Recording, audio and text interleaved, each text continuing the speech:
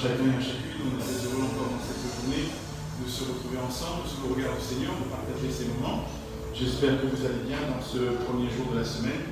Nous voudrions saluer aussi les internautes qui nous rejoignent sur la page Facebook de la Santé de Corruption. Que le Seigneur aussi vous bénisse, que Dieu vous fasse beaucoup de bien dans cette matinée, dans ce premier jour de la semaine que nous mettons à part pour nous retrouver dans la présence de Dieu.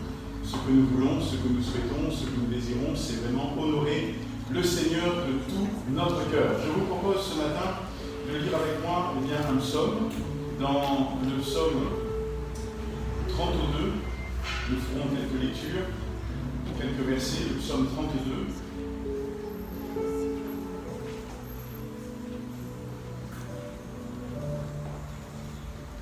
Dans le psaume 32, nous lisons ceci, il est dit « Heureux celui à qui la transgression est remise, à qui le péché est pardonné, heureux l'homme à qui l'Éternel n'impute pas l'iniquité, et dans lequel il n'y a point de fraude. Tant que je me suis tu, mes os se consumaient, je gémissais toute la journée, car nuit et jour, ta main s'appesantissait sur moi. Ma vigueur n'était plus que sécheresse, comme celle de l'été. » Et le verset 5 dit ceci, « Je t'ai fait connaître mon péché. Je n'ai pas caché mon iniquité. J'ai dit, j'avouerai mes transgressions à l'Éternel, et tu as effacé la peine de mon péché. » Amen. C'est ce que nous avons vécu, vous et moi. C'est ce que nous avons vécu lorsque nous avons un jour confessé nos péchés. Lorsque nous avons un jour demandé pardon à Jésus pour nos péchés. La Bible nous montre que lorsque nous avons fait cela, eh bien le Seigneur a effacé, il dira, le même homme de Dieu dira, tu as effacé la peine de mon péché. Cette peine a été portée par le Fils de Dieu, Jésus, sur le bois infâme de la croix. Et ce matin, nous avons toutes les raisons de venir dans la présence de Dieu et de célébrer le Seigneur. Nous avons toutes les raisons ce matin de pouvoir dire au Seigneur merci.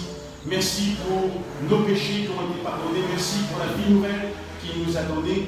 Et je vous invite à le faire avec moi ensemble, d'un même cœur, d'une même âme. Nous allons élever nos voix, nous allons demander à Dieu sa grâce. Nous allons bénir le Seigneur pour l'œuvre qu'il a faite dans nos vies.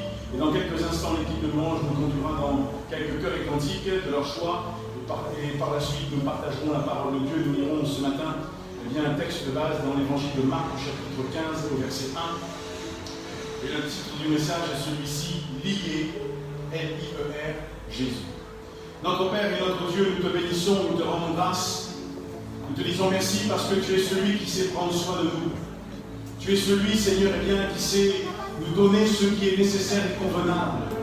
Et dans nos vies, Seigneur, nous réalisons combien ton amour est pour nous est grand, combien ta grâce pour nous est suffisante, combien, Seigneur, tu as donné tout ce qui était nécessaire pour le bien, là encore, de notre croissance spirituelle.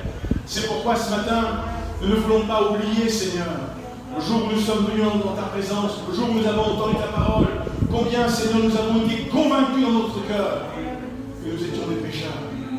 L'homme de Dieu dit, tant que je me suis tu, mes os se consumaient. Ma vigueur est bien sans arrêt. Mais lorsque j'ai dit, j'avouerai mes fautes à l'Éternel, c'est ce que nous avons fait, Seigneur. Nous t'avons demandé pardon et tu nous as libérés. Et ce matin, nous voulons te louer, nous voulons te bénir, nous voulons t'adorer, te remercier pour l'œuvre de la croix qui est efficace, qui est puissante.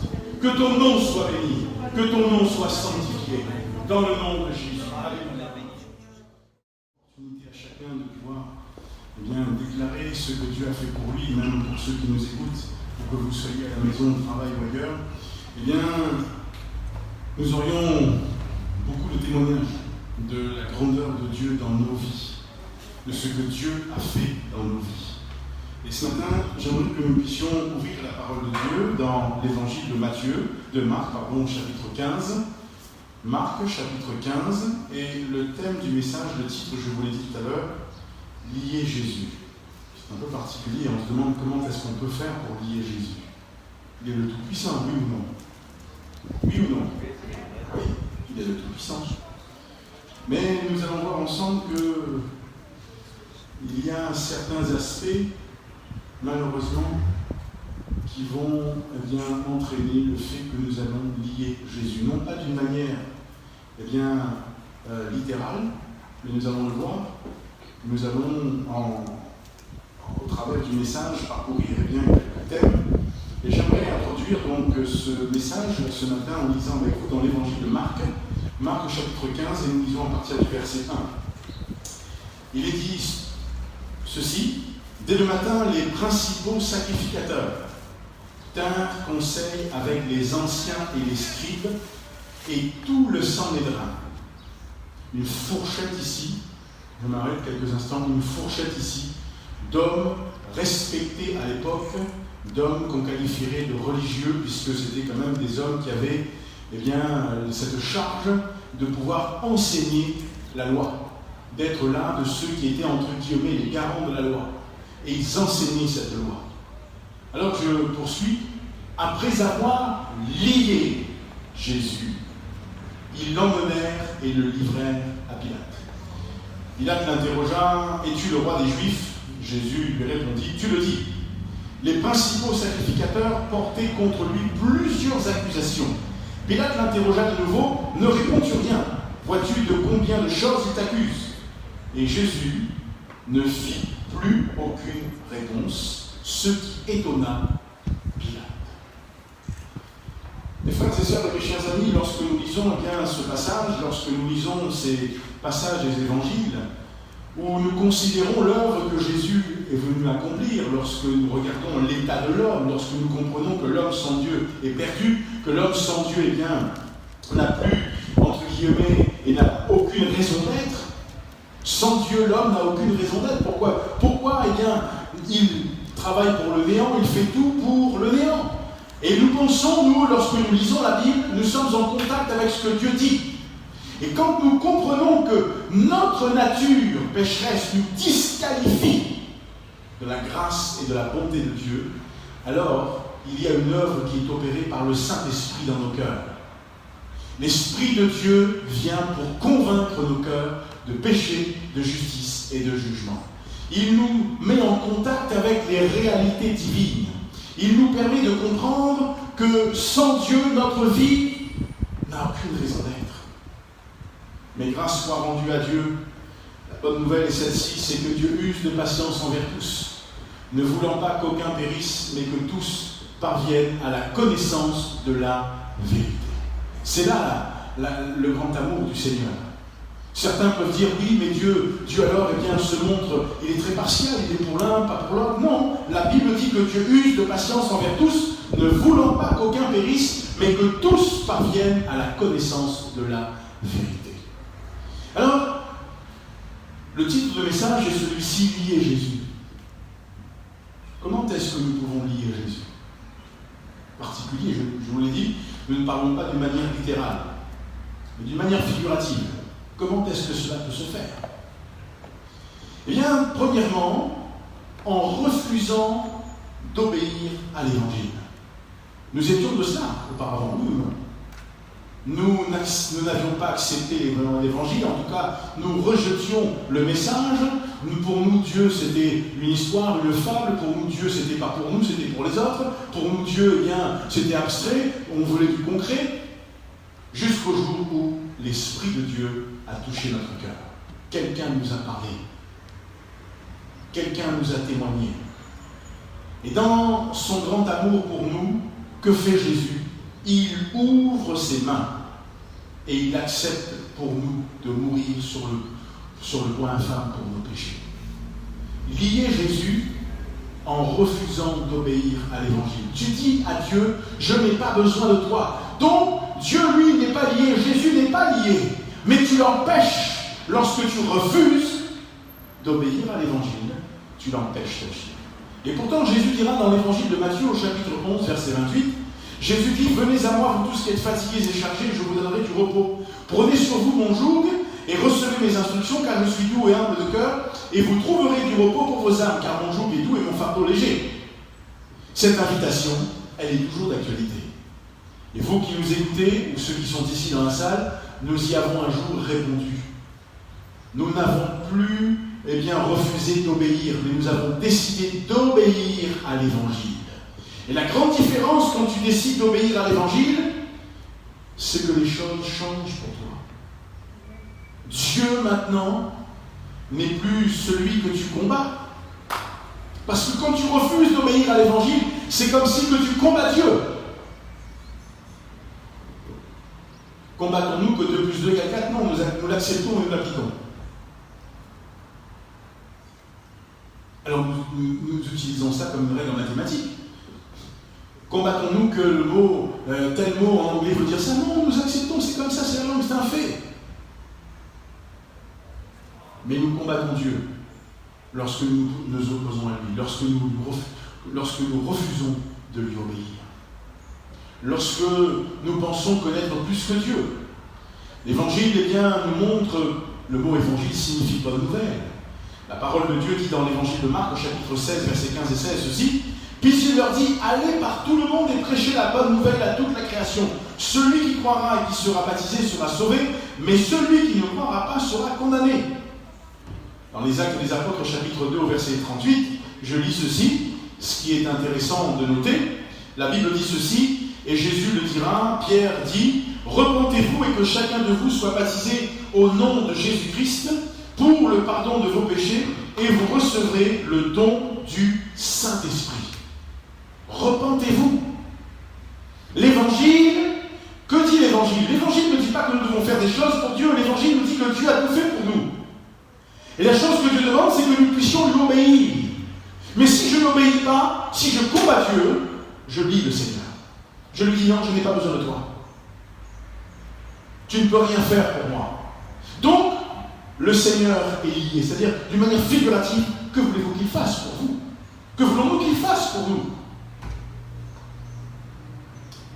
2 Thessaloniciens, chapitre 1, versets 7 à 9, Paul dit, nous vous donnez, à vous qui êtes affligés, du repos avec nous, lorsque le Seigneur Jésus apparaîtra du ciel avec les anges de sa puissance au milieu d'une flamme de feu pour punir ceux qui ne connaissent pas Dieu et ceux qui n'obéissent pas à l'évangile de notre Seigneur Jésus-Christ. Vous vous rendez compte ce que la Bible dit? Paul déclare que ceux qui refusent d'obéir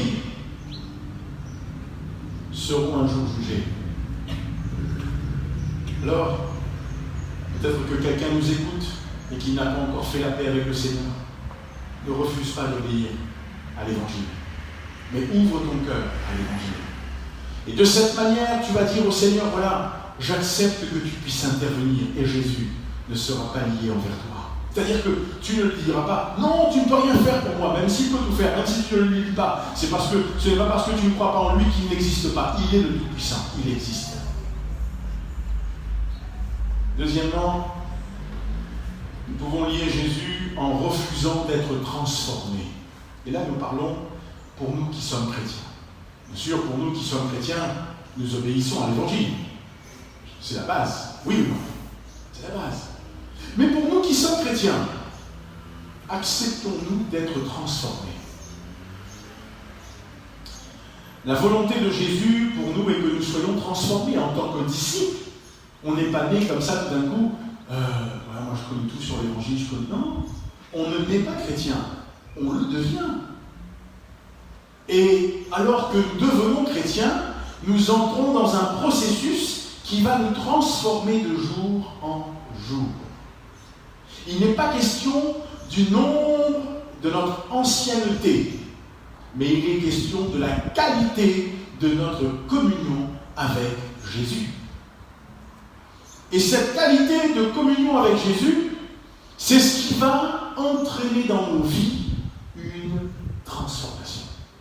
La Bible dit ceci, dans Romains chapitre 12, ce sont des textes que vous connaissez tous, Romains 12, 1, 2, il est dit, je vous exhorte mon frère, par les compassions de Dieu, à offrir vos corps comme un sacrifice vivant, saint, agréable à Dieu, ce qui sera de votre part un culte raisonnable. Ne vous conformez pas au siècle présent, mais soyez transformés par le renouvellement de l'intelligence, afin que vous discerniez quelle est la volonté de Dieu, ce qui est bon, agréable et parfait.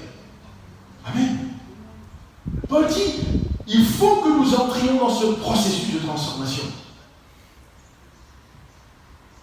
Éphésiens chapitre 4, verset 20 à 24, dit ceci, mais vous, ce n'est pas ainsi que vous avez appris Christ, si du moins vous l'avez entendu, et si conformément à la vérité qui est en Jésus, c'est en lui que vous avez été instruits à vous dépouiller, eu égard à votre vie passée, du vieil homme qui se corrompt par les convoitises trompeuses, et à être renouvelé dans l'esprit de votre intelligence, et à revêtir l'homme nouveau, créé selon Dieu, dans une justice et une sainteté qui produit la vérité. Nous devons être transformés.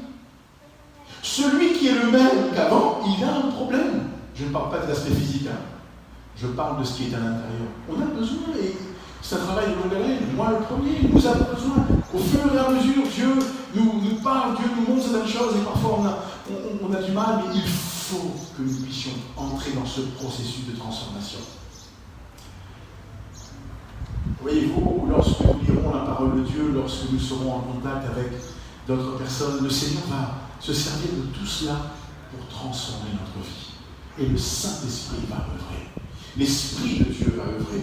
Que dit Paul quand il écrit aux Philippiens, chapitre 4, verset 8 ? Il dit au reste, frères, que tout ce qui est vrai, que tout ce qui est honorable, que tout ce qui est juste, que tout ce qui est pur, que tout ce qui est aimable, que tout ce qui mérite l'approbation, ce qui est vertueux et digne de louange, soit l'objet de vos pensées. L'apôtre Paul, quand il écrit aux Philippiens, il encourage ici chacun à harmoniser sa vie, eh bien, selon la vérité, selon ce que la parole dit.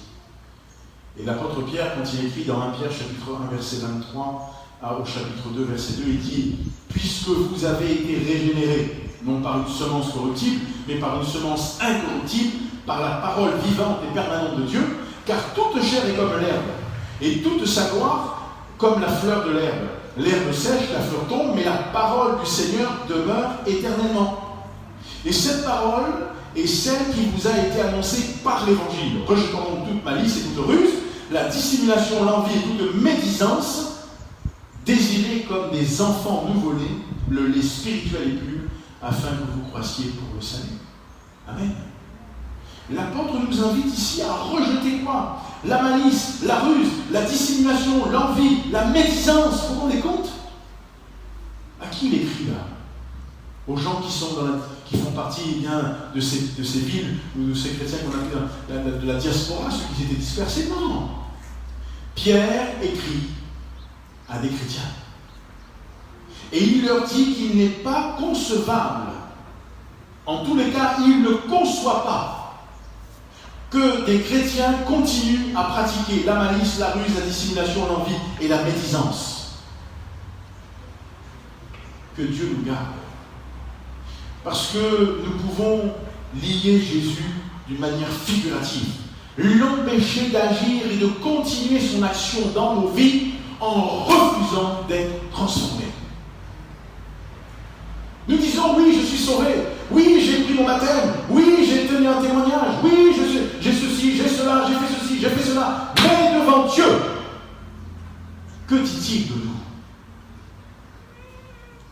Ce processus de transformation est-il en marche ? Ou a-t-on appuyé sur la touche pause volontairement ? Alors si c'est ça que nous avons fait, il faut que nous puissions reprendre et réaliser, comprendre et dire non, ce n'est pas ce que je veux, Seigneur. Je me suis peut-être trompé, j'ai peut-être aimé ça et ça. Non. Et voyez-vous, l'instrument, il y a un instrument qui est intéressant, et je vais vous lire le passage dans l'Évangile, dans l'épître de Jacques. Jacques dit ceci au chapitre 1, au verset 21.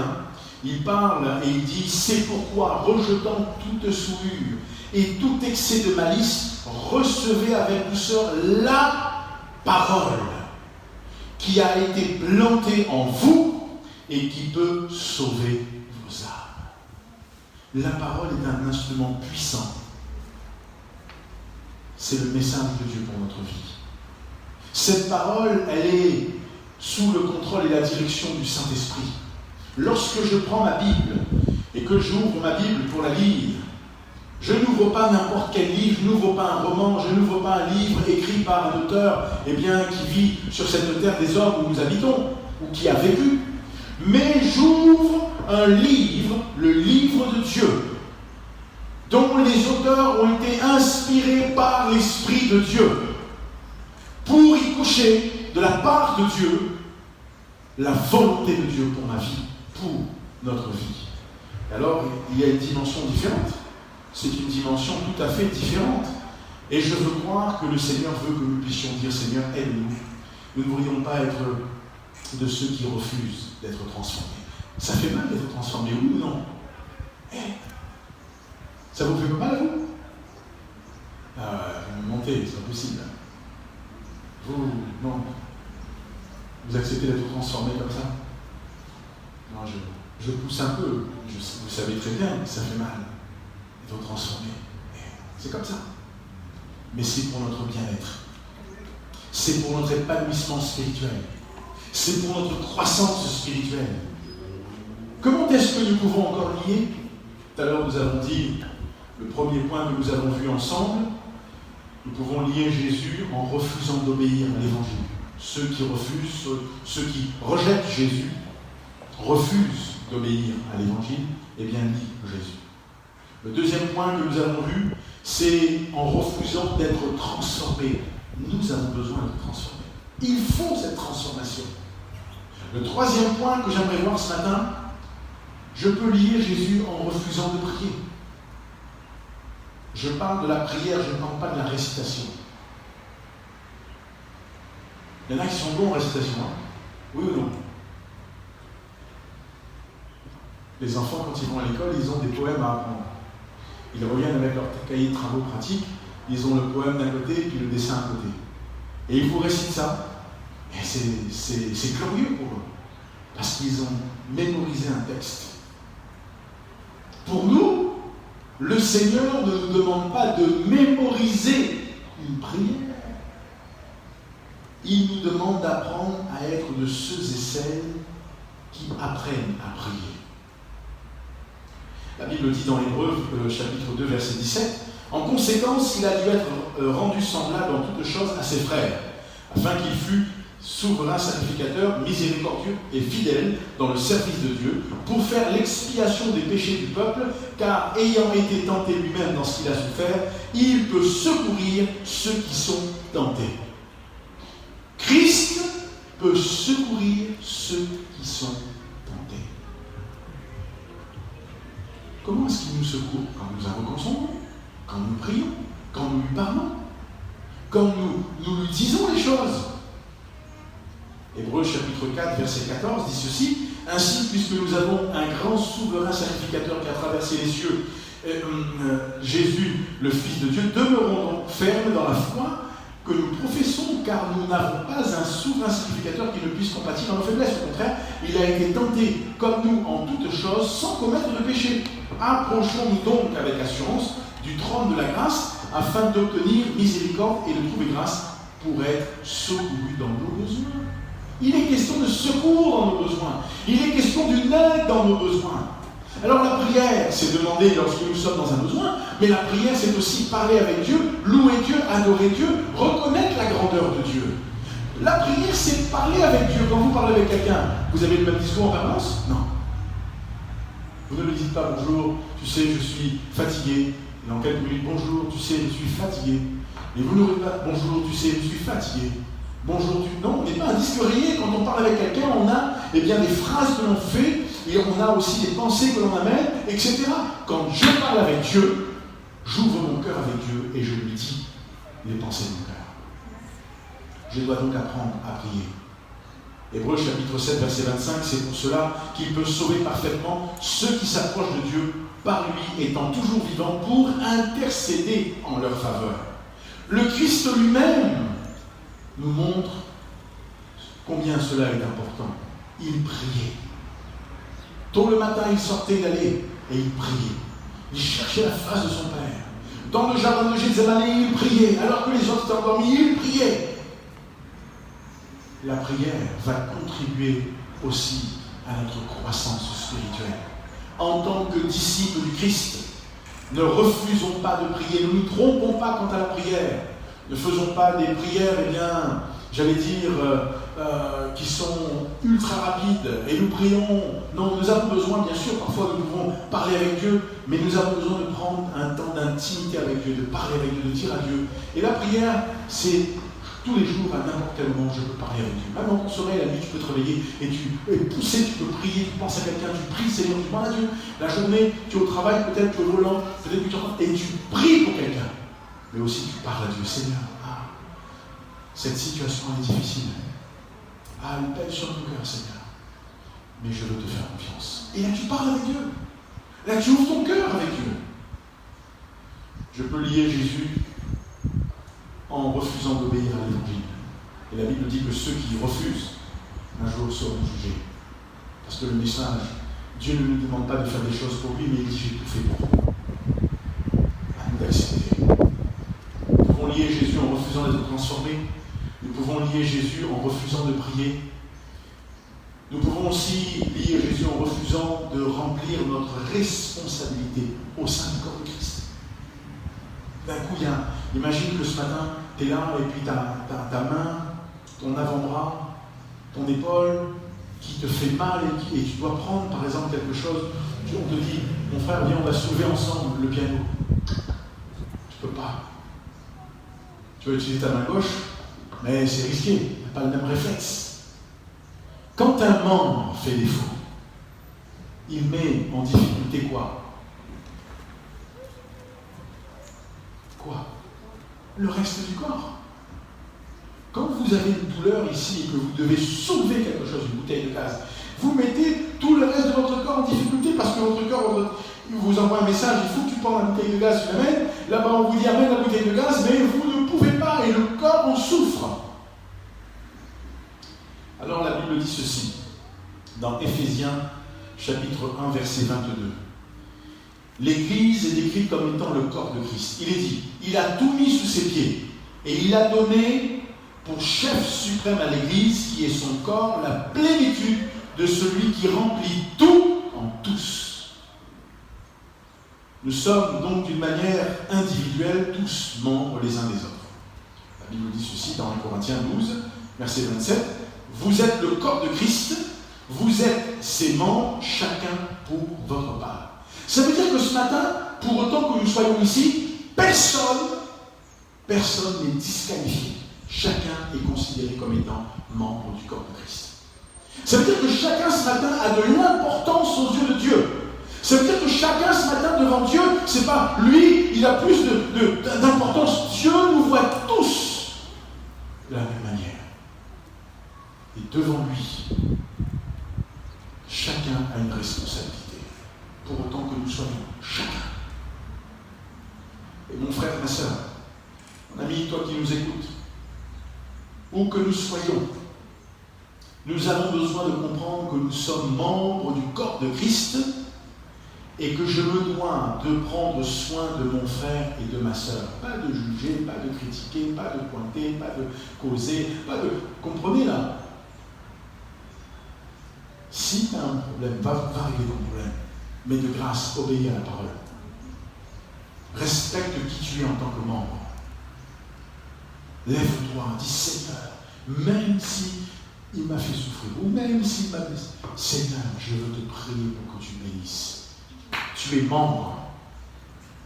Le fait d'entrer de te mettre de l'autre côté et de causer ou de dire ah non, je ne vais pas lever qui se débrouille. Qu'est-ce qui se passe? Tu entres dans une autre sphère, la sphère de ceux qui s'opposent. La sphère de ceux, entre guillemets, qui disent je ne veux pas, je n'assume pas ma responsabilité, parce que ceci ou cela. Et le corps va en subir les conséquences. Votre orteil, tout petit, quand tu te colles une orteil, qu'est-ce qui se passe? Ouh, c'est pas grave, j'ai rien, pas de douleur, je continue. Colle-toi à l'orteil, avec les canapés, vous savez quand il y a des pieds un pied en métal, un truc comme ça. Première chose, déjà, on dirait que tu es saoulé, tu t'appuies, tu as mal, tu te dis, ouh, waouh! Pourquoi tu as mal? C'est pas ton coude, c'est pas ta tête, c'est ton orteil, c'est le petit nom là, qui est là. Mais ouais, parce qu'il est important aussi pour ta stabilité. Et tout d'un coup, ça met tout le corps est... Ah. Et quand tu cours et que tu as mal respiré, tu as un point de côté. Ah. Tout d'un coup, tu arrives. Tout ton corps est en stand-by. Alors tu dois reprendre un rythme, t'appuies un peu, tu reprends un rythme et tu fais attention. Mais voilà, et tout d'un coup, c'est parti. Mais c'est comme ça. Il n'y a aucun membre qui a à mettre de côté.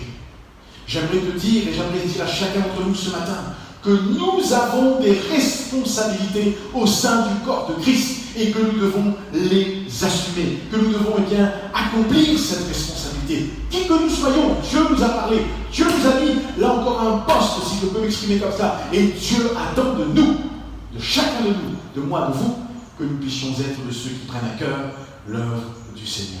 Alléluia. Éphésiens 4,15 dit « Mais que professant la vérité dans la charité, nous croissions à tous égards en celui qui est le chef, Christ. C'est de lui et grâce à tous les liens de son assistant que tout le corps, bien coordonné et formant un solide assemblage, tire son accroissement selon la force qui convient à chacune de ses parties et s'édifie lui-même dans la charité. » La force qui convient à chacune des parties. Ça veut dire que chacun à son poste. Dieu a prévu quelque chose. Et Dieu attend de nous que nous puissions remplir notre responsabilité. Alors, si nous ne remplissons pas ça, nous mettons en péril qui? Tout le reste du corps. Et le Seigneur nous dit, non, mais c'est pas possible, regarde comment il a fait, regarde comment il a fait, regarde comment il faut, regarde le pasteur, regarde ceci. Non, je ne veux pas, je refuse. Clac. Si ta bouche te dit, je ne veux pas manger, ton ventre te fait un message, ton cerveau t'envoie un message. C'est bon le carré, je ne veux pas manger. Tu fais quoi? Ta bouche refuse, elle te dit non, je ne veux pas manger. Tes dents disent, on ne va pas travailler aujourd'hui. Ah non, on refuse. Ah non, c'est pas possible. Non, c'est pas possible. Il a acheté des belles paires de chaussettes. Et pour moi, il n'a pas acheté le meilleur dentifrice. Non, je ne travaille pas, je vais en grève. Ça ne fonctionne pas comme ça. Je pousse à l'extrême pour que nous comprenions, vous comprenez. Mais je voudrais qu'on comprenne que chacun a sa place. Et que chacun doit travailler. Et puis je termine par un point important. En tant que disciples de Christ, comment pouvons-nous lier Jésus? Eh bien, la Bible nous montre, nous avons une responsabilité, vous savez, dans Matthieu 28, et je reviens à ces versets qui sont pour nous importants. Allez, faites de toutes les nations des disciples, les baptisant au nom du Père, du Fils et du Saint-Esprit, et enseignez-leur à observer tout ce que je vous ai prescrit. Et voici, je suis avec vous tous les jours jusqu'à la fin du monde. Marc 16, 15 dit ceci. Allez par tout le monde et prêchez la bonne nouvelle à toute la création. Celui qui croira et qui sera baptisé sera sauvé, mais celui qui ne croira pas sera condamné. Le dénominateur commun ici, c'est que nous avons tous une mission à remplir envers les perdus. Dans le corps de Christ, nous avons une place, des responsabilités. Mais par-dessus tout, en tant qu'individu, en tant que disciple du Christ, je me dois de partager l'évangile avec les perdus. Est-ce qu'on le fait?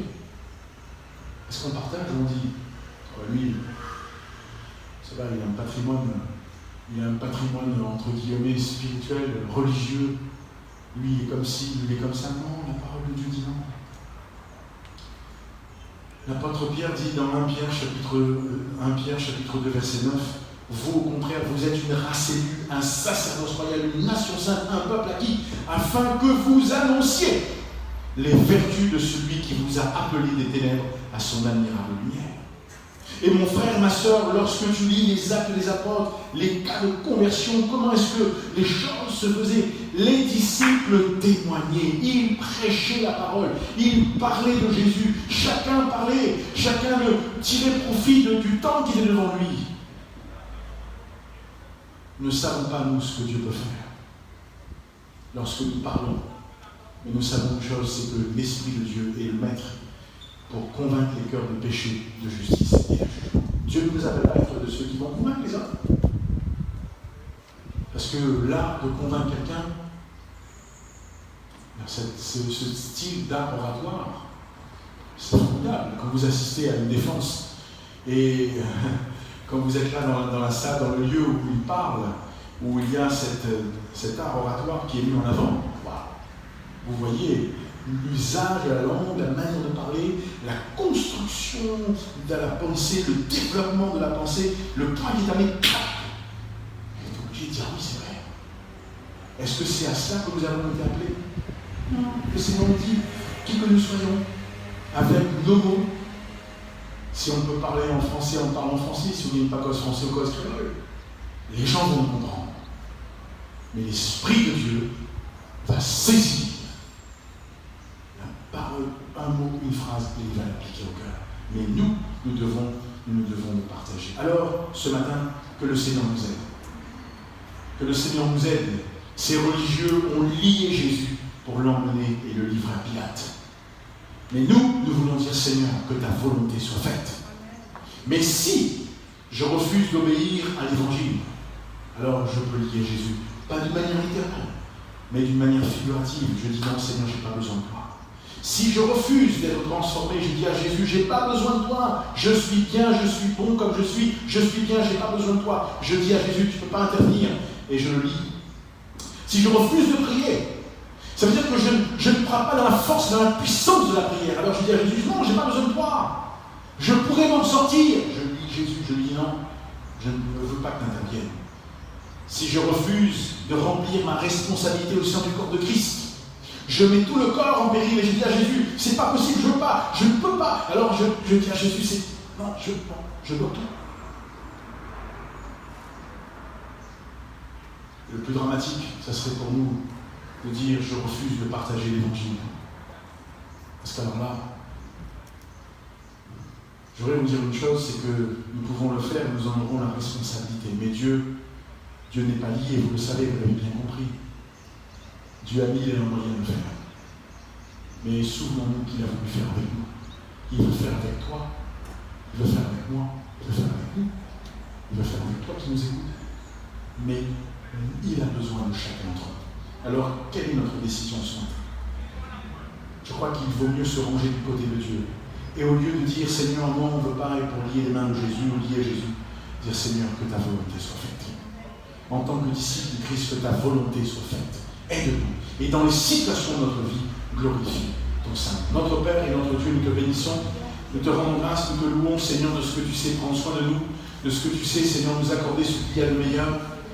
Et dans cette journée, nous voulons encore célébrer ton nom et déclarer ta grandeur, ta miséricorde, ton amour, ta puissance, qui dans nos vies est à l'œuvre. Notre Père et notre Dieu, que ton nom soit sanctifié, que ton règne vienne.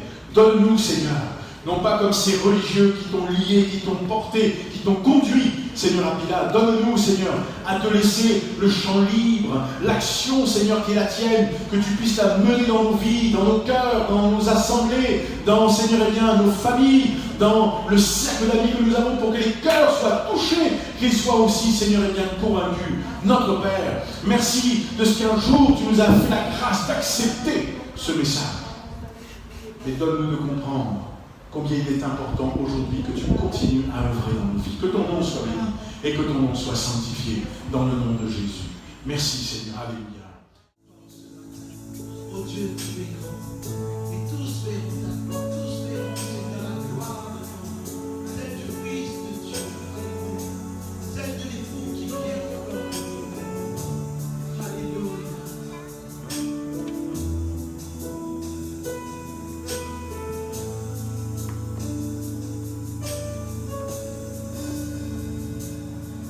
Revêtu de sang.